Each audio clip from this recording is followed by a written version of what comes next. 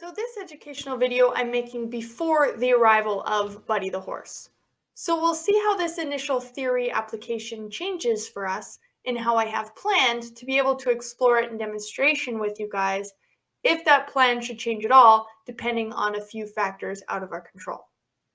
That said, one of the biggest lessons as to why I'm wanting to teach in this format of a follow along in a real-time project is to allow others to start to be open to the idea of fluid readjustment and reevaluation of your training for better results and to fit you and your animal's needs.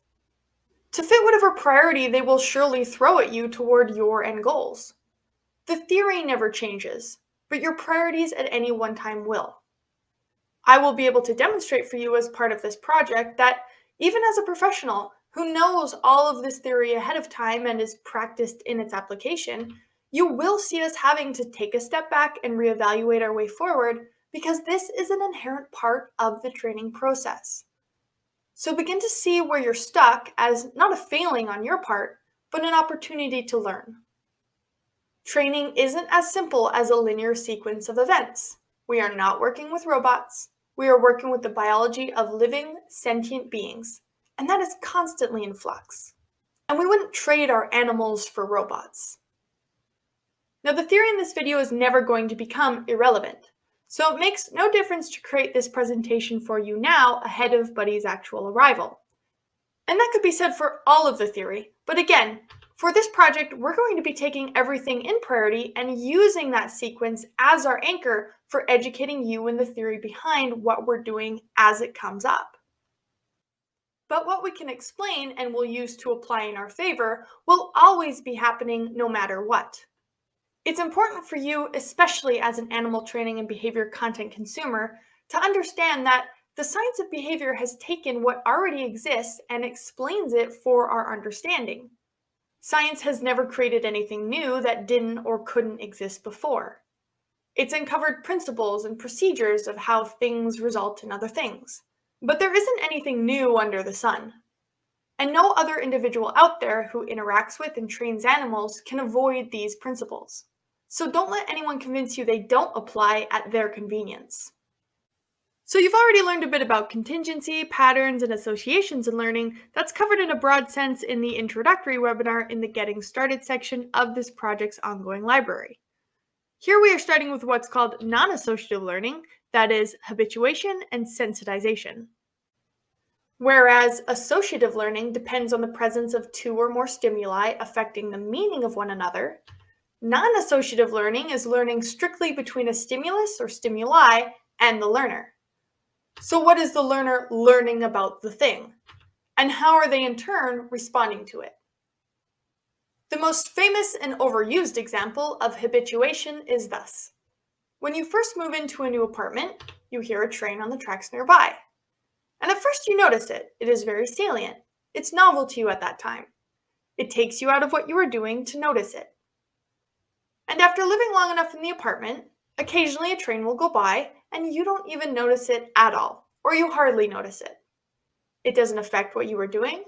It's become part of the environment you pay no conscious mind to without change.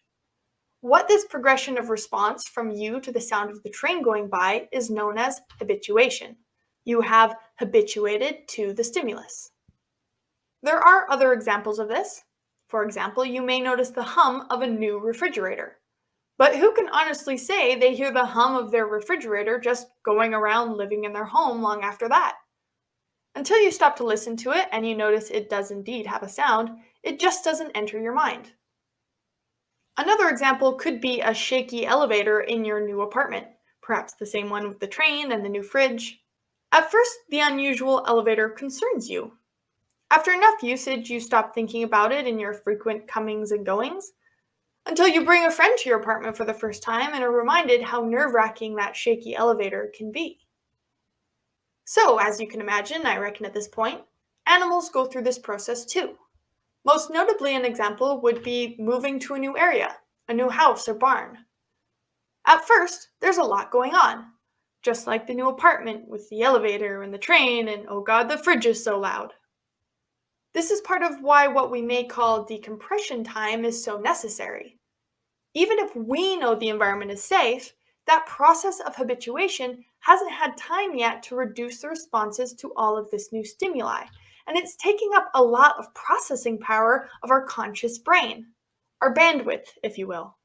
Just like our animals, whenever there are any new changes to contend with, on top of anything we would prefer them to be able to concentrate on. On the other hand, what if the response never goes away? What if, after that first ride on the shaky elevator, you become more anxious to ride on it again? You start gripping the side handles harder. You shrink up into the corner. You believe you hear more unhealthy, rickety sounds coming from outside the box. When a response to the stimulus increases rather than decreases, as with habituation, this is what's known as sensitization. The response may actually become one of fear. It increases the nervous system's response to the stimulus and affects your observable behavior in turn. Your response doesn't decrease until the stimuli is not consciously notable, as in never again having to hear the hum of your refrigerator. So, habituation, the response decreases over time in repeat exposure. Sensitization, the response increases over time in repeat exposure. If the first time you saw an elephant, they rushed to you in a way you found aggressively, stopping just short of trampling you, well, some of you might actually find that exhilarating and fun. We're all individuals, and this isn't incompatible with the principle. That person may habituate over time to the repeated presence of the elephants that are our stimulus example in this scenario. If instead that scared the bejesus out of you, you would likely have become sensitized to being in their presence. Now, when your adrenaline junkie friend begs you to return to the theoretical elephant free-for-all, you don't even want to be within 100 feet of them. Everything about them now scares you, their sounds, their mass, their visual existence. This is an example also of something we might call single event learning. When one instance of exposure to the stimulus elicits such a response, it can become very, very difficult to change that response in the future. I.e., you learned really well that one time what the stimulus meant for you, it is now very difficult to unlearn it. Way to go! Having emotional responses makes you a genius, or at least very good and capable of learning new things. It's just that what you're learning may not be what you desired. But your body's doing an excellent job at it. We have this as a deeply ingrained, evolutionarily evolved system that's kept ours and every other species around safe enough for millennia in order for our lineages to have continued to survive to this day, not being run over by elephants. Once you become sensitized, in order to change that using strictly non-associative learning, what that would leave us with is the process of desensitization. Now, the difference between desensitization and habituation is largely the perspective that things you habituate to, you were never sensitized to in the first place. Whenever you or an animal becomes sensitized to something, that learning history of sensitization will always exist. So decreasing response to stimuli that an individual has already been sensitized to would be known as desensitization. Though in order for desensitization to occur, the intensity of the stimulus has to be reduced to such a level as though we are starting the process of habituation from scratch. So in the case of you with the elephant, you are now up on a cliff, miles away from the sights and the sound of the far-off elephant. The distance away, the reduction in sound, and the visual stimuli is at such a level that you really truly don't mind what you do see and hear and experience, feeling safe up on a cliff miles away. To desensitize you to being able to be closer to the elephant, we would have to expose you to low levels of the stimuli enough that over time and instances, we can increase that level of intensity in tiny approximations without increasing the response. So we start to come down from the cliff and head toward the elephant. Over time and repeated instances of exposure, we can get you back to being around the elephant without the previous response from you. And we could get there in small approximations of increased intensity of the exposure, each at a level you couldn't even notice you were becoming habituated to. Now is a good time to mention that true non-associative learning like this in a bubble can be rare. As you can see, the experience is very strictly between the learner and the stimulus in question. Nothing else to contend with nor associate. which is often rare to be able to simulate in the real world, with thousands of other things going on concurrently, both external and internal for the individual. We're not going to deep dive further into how the nervous system works in this presentation. However, we surely will in the future of this project's educational material.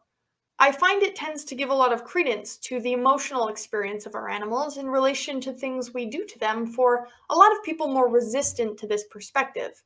As the nervous system is a physical, measurable thing in all of our bodies that can help people understand how emotions have an impact on every bit of your animal's experience. Emotions affect their health, just like ours. And of course, they affect their behavior, subsequently, what we get through working with them that should dictate how we do so in order to get better responses from them for our efforts and to protect and support for them a high level of welfare.